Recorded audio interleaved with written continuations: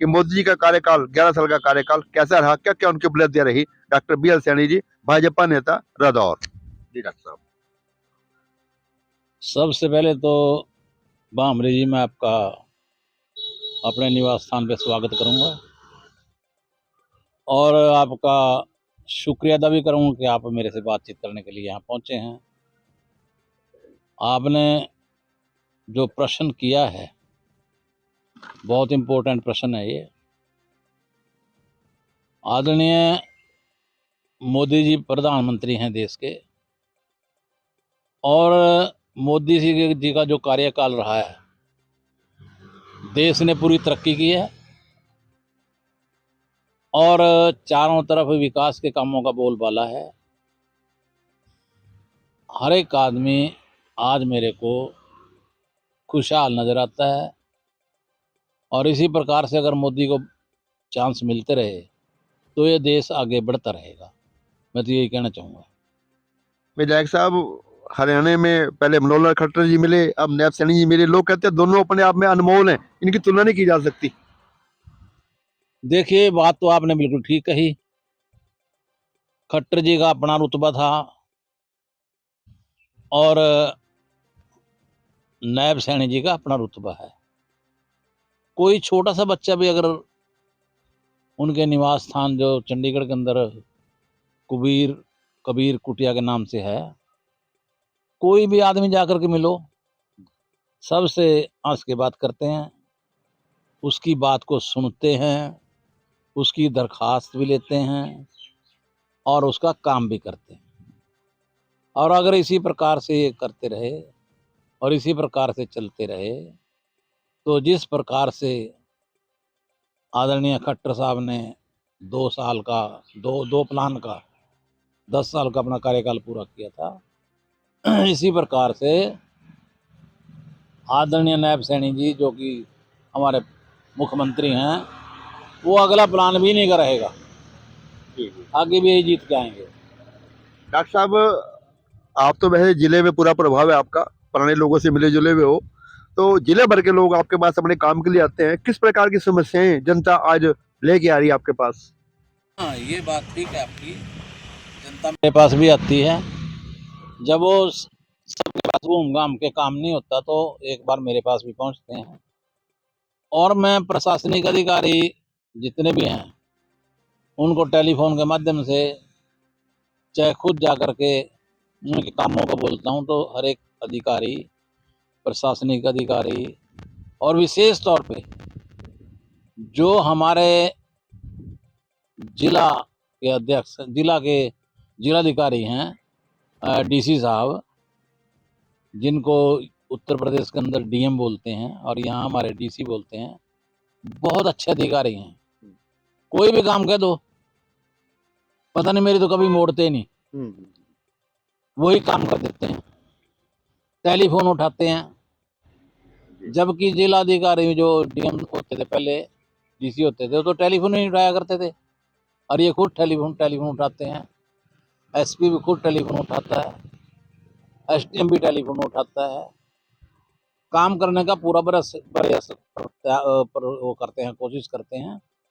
तो मैं इनको भी अपनी तरफ से ये कहना चाहूँगा, जिस प्रकार से आदरणीय नायब सैनी जी के नेतृत्व के अंदर जो सरकार है, जो अधिकारी लगे हुए हैं, वो इसी प्रकार से काम करते रहेंगे तो अगली सरकार भी बीजेपी की रहेगी।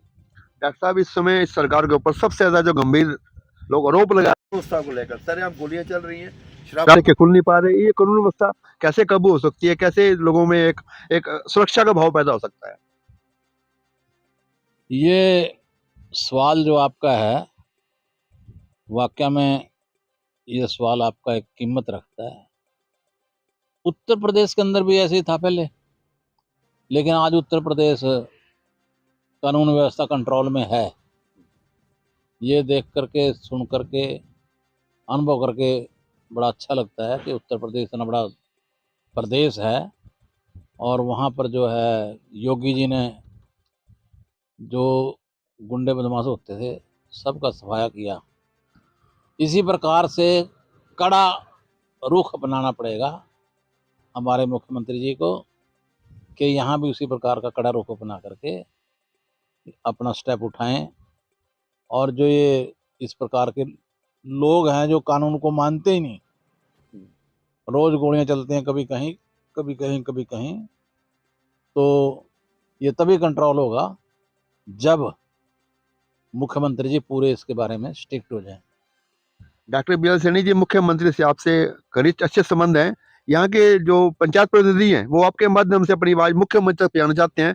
सरपंचों ने विश्वास के ऊपर लाखों रुपए के विकास कार्य कर दिए, अभी तक उनके पास कोई ग्रांट नहीं आ रही। ऐसे ही जिला परिषद में, ब्लॉक समिति में लोगों ने चुना हुआ है, लेकिन चुने हुए जो प्रतिनिधि है उनके पास सरकार की ओर से अनुदान न आने के कारण उन सभी में एक रोष है। आपके माध्यम से वो सरकार तक अपनी आवाज पहुंचाना चाहते हैं कि हम जनता की सेवा करना चाहते हैं।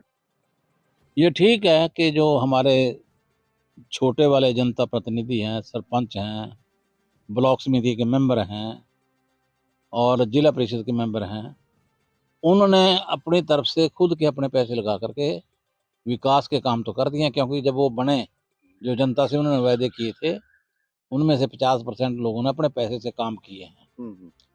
मैं मुख्यमंत्री जी को आपके माध्यम से भी और पर्सनली जाके भी अनुरोध करूंगा कि पंचायतों के अंदर, जिला परिषद के अंदर पैसे भेजें और जहां पैसे भेज दिए हैं उनको उसको खर्चने का अधिकार दें, ताकि वो उन लोगों की पेमेंट जो उन्होंने अपने पल्ले से कर दिया है, कम से कम अपने अपने पेमेंट तो वो ले लें।